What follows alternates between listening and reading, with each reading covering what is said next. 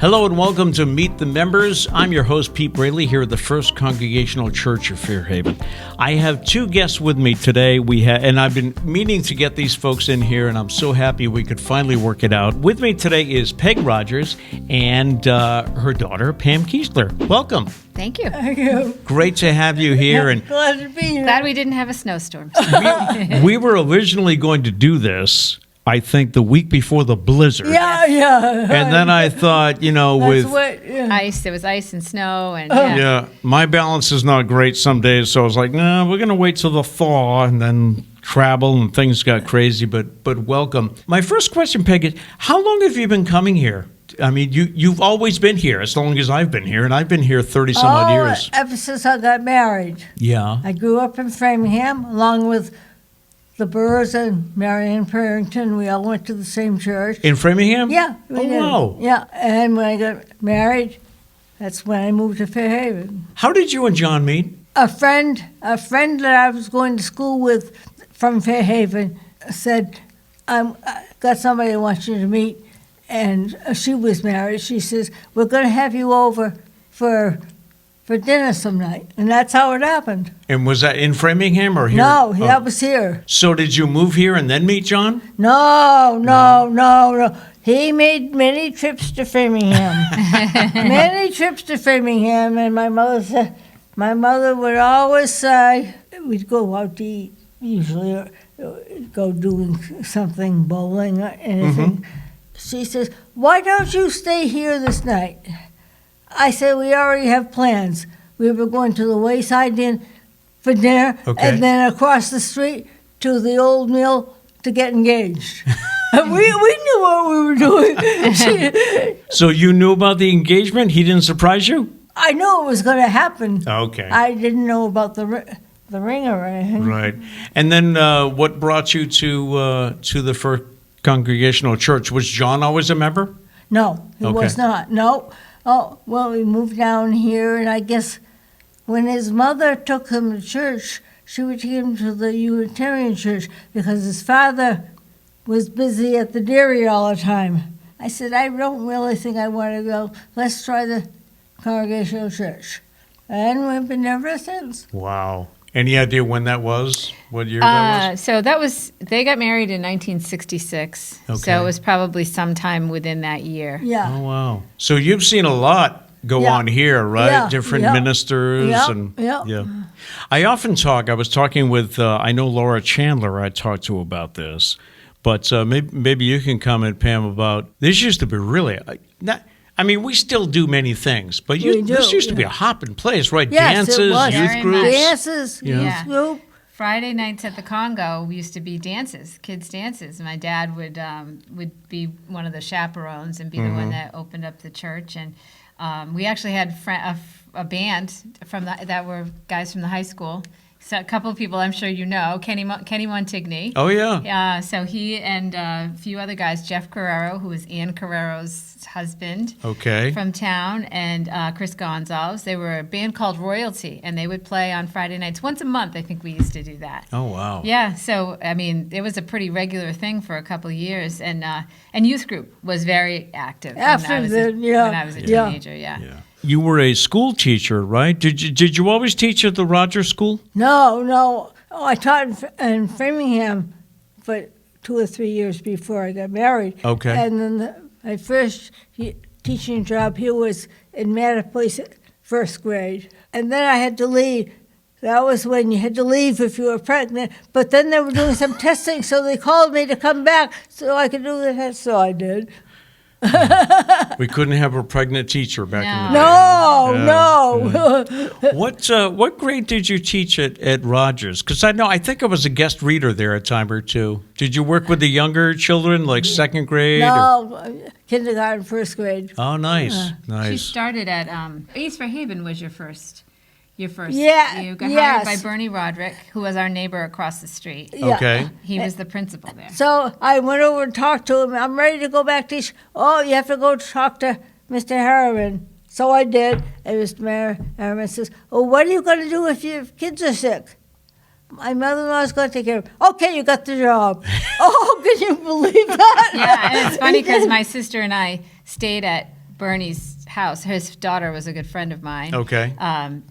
So we hung out at his house while she was there interviewing for the job at the school. It was probably at the end of the summer, right before school started back up. So yeah, because Muriel was. Yeah, because she was taking the place of a teacher who was having a baby, was adopting a baby. Yeah, right. And then she got a permanent position. So she was at East Fairhaven for quite a while, and then moved to Anthony and Tripp. They had the kindergarten. We did morning and afternoons. It was half day initially when it was first. In Fairhaven. I lost that job, so then I got hired. So I went back and forth between the two schools. So first half of the year would be morning Anthony, afternoon Tripp, and then it would switch. It would be morning Tripp, afternoon Anthony. Right. So she was there until Anthony's school closed, and that's when she ended up at Rogers School. Okay, because I remember Rogers School. Yeah. You were always at Rogers School the time I was here. Pam, what about you? Obviously, you started coming here because Mom and Dad were here. Right. Right. Yes. So I grew up in the church. I think about what it was like back then. It was very full. I heard Jim talk about that this Sunday, and I thought, it used to be what he's envisioning, and we all had our own pews. You didn't move pews. We had some very yeah, you did. Very you don't move. John and I, one of our first Sundays, we sat over on the side, and then it was it Isabel's? No, it wasn't Isabel, but it was one of her contemporaries. Oh, you can't sit there.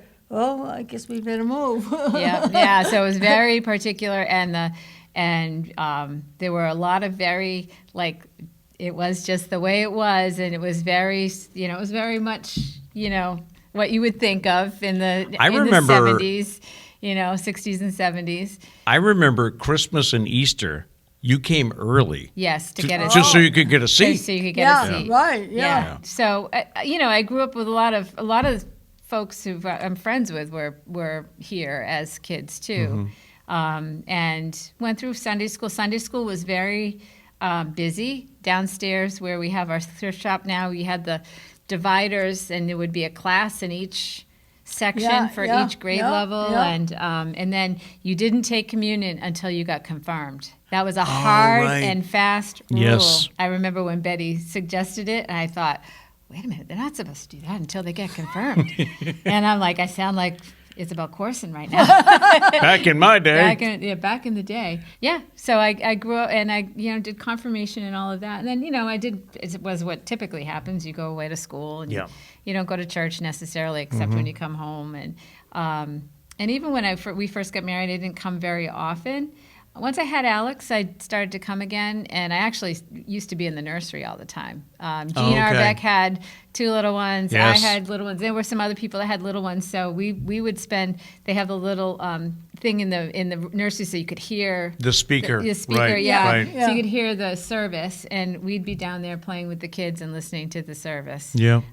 We did that for quite a long time, probably until the kids were old enough to go to Sunday school. Now where did you go to college? I went to University of New Hampshire. And now you're currently the executive director of PACE? Yes, I am. Have you always been in that kind of role? Have you always been in like a public service role? Yes, I've always worked for nonprofits. I worked with at-risk youth initially when I got out of college, first for the KEY program, and then I went to a small nonprofit in Newport for 5 years.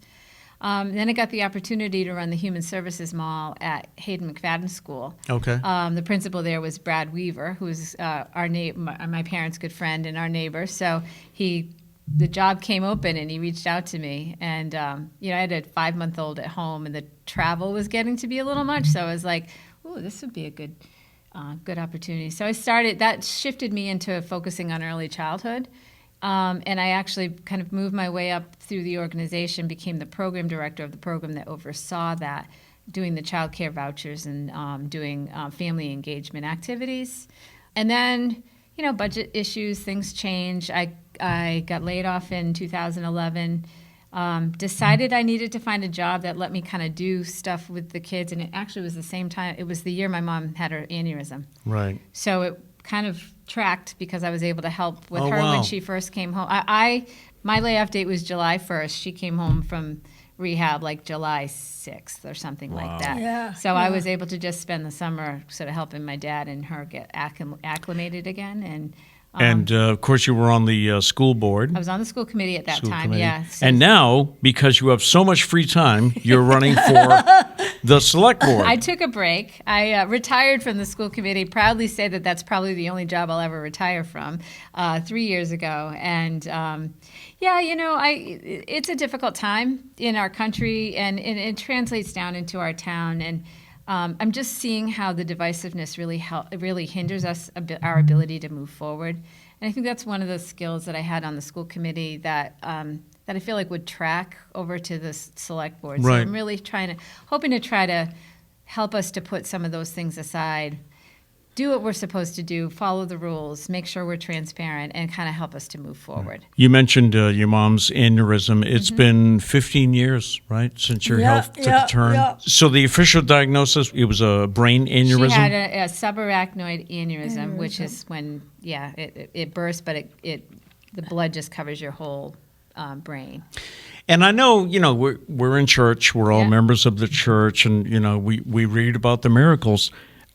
This was a miracle. This was right? a It was. total miracle. Oh, yeah. We really rely, and Betty at the time was the chaplain over at the at St. St. Luke's, Luke's yes. at the St. time. Luke's. So when it happened, first of all, Fairhaven EMS got to the house in like no time flat. It was Chauncey Burr. And Chauncey, members of this church Yeah. that helped save Yeah. her life, Chauncey Burr, and It got me over there, and they said, we can't do anything for you. We're going to mid-flight you to Boston. well, they didn't tell you that. They told us that you weren't awake. But Betty came over and, supported us, and we really didn't know what was happening other than they said, we got to send her to Boston, and we got to do it like right now. So, they put her in the helicopter, and they sent Dad and I to go get all of her medical stuff so we could get on the road, and we flew up. But, the ironic thing about it, and this kind of tracks too, because it, the faith piece and just, sort of what faith brings you to in terms of being a good person and giving back. My dad was on the Kiwanis Club that actually put that helipad on the hospital. He was involved wow. in He that. was involved with Never in a million years, when you involve yourself in a project like that, do you think you'll think ever have you're to gonna use use it? And thank God we did, because she was there in 15 minutes. We Right. flew up probably way faster than we should have. Yes, yep. And we walked into the hospital. They brought us to the room. Every hospital has the room, and I thought, oh God. And we got in there, and the doctor said to us, she is the sickest person in the hospital right now. And I didn't say anything. I just looked at my father and my sister. I think my sister had gotten there at that point. And I said, she didn't make it here for no reason. So she is gonna survive this. Like this did not happen for nothing. Like this is gonna be okay. So something You inside felt that me, right from the felt start. that when they said that, I'm like, she didn't get here for no reason. This all didn't happen serendipitously for Right. no reason. Like she is gonna make it through. And then after that, my dad and I just drove there every morning for opening rounds and I did. and yeah, we saw miracles through that whole thing. I mean, first of all, the faith, the community here at the church, it just was amazing. Yeah. Just supporting our family and helping us as we were managing her when she was inpatient, and then when she came home, supporting and coming and visiting and all of that, and praying, of course, every week. Was there any sign that this was coming? No, I not mean, at all. did you have any issue? It just happened. Well, no. They asked her that, like, did she have headaches or anything? No. And the only reason she survived it is because my dad happened to be sitting there chatting with her while she was making dinner. I was good. Yeah, he was able to jump right into He action. jumped right in. He typically was puttering in the garage before Right. dinner. He just happened to be there when it happened. So it's like a lot of things that happened that And he called the medics right away, or somebody did. he called the medics and he called me, and they were there before I was. Wow. It was amazing how fast they got was there. And, we were very grateful because they all fortunately was when nothing else was happening in town. And so they all converged, and, she woke up the day after Alex came up and sang. It's your son, Alex. My own son, Yeah. Alex. Sang a song. Sang a song. So Alex had been in the high school. I remember talent. hearing about that. Yeah, yes. Alex had been in the high school talent show, and he lip synced Firefly. He's got a great voice, Yeah. but he didn't. I think he lip synced it. Or he sang it, but he played fake piano because he doesn't play piano. I mean, first of all, nobody expected him to do that because he's just Alex, he was involved in band. He's involved in band and everything. So he sang it. So he went up to see Mom, and they turned it on the radio. We had music going all the time when we were up there, and he sang it to her. He sang it to me. She didn't really move, or she didn't like react to the time. The next morning we walked in, and they had her in a chair, and she was looking at us, and we were like, What happened? in the world happened? They said she woke up overnight, and now you got to find a rehab for her to go to. Oh, wow. But it was remarkable, and I kept track of all of it. They have those online. You can sign in and you can track somebody's progress. Right. Yeah. So I kept track. I wrote in it every day, and it's funny. It ended up being like I'd use the weather as sort of like today was a sunny day. It was a really good day. Oh, it was kind of a cloudy day. Mom had a little trouble. So I did that through the whole thing, and then we got it printed. You could get it printed. Yeah. So we have a copy of it. So she could go back and read it and understand what happened. So we've been very blessed as a family, and grateful for the support that we've gotten from people here, and the lessons that we've learned as a result. And the rehab place was wonderful. Yep, you Sue were very lucky. West, she was wonderful. Yeah. When you take the time to think back, can you believe it's been 15 years since? It's hard to realize because I was so out of it around there, so I don't even remember until I woke up what was going on. When I first got home, I had a wheelchair, and they wheel me up the street and back. Then I moved to a scooter kind of thing, I think. Now Okay. you were using a cane, or a walker, and then like a rollator, which she still has. Yeah. But then you went to a cane. You for a while were walking just pretty much with a cane. Yeah. And we mentioned the Heavenly Treasures thrift shop a few minutes ago. That's a big part of your life now, isn't it?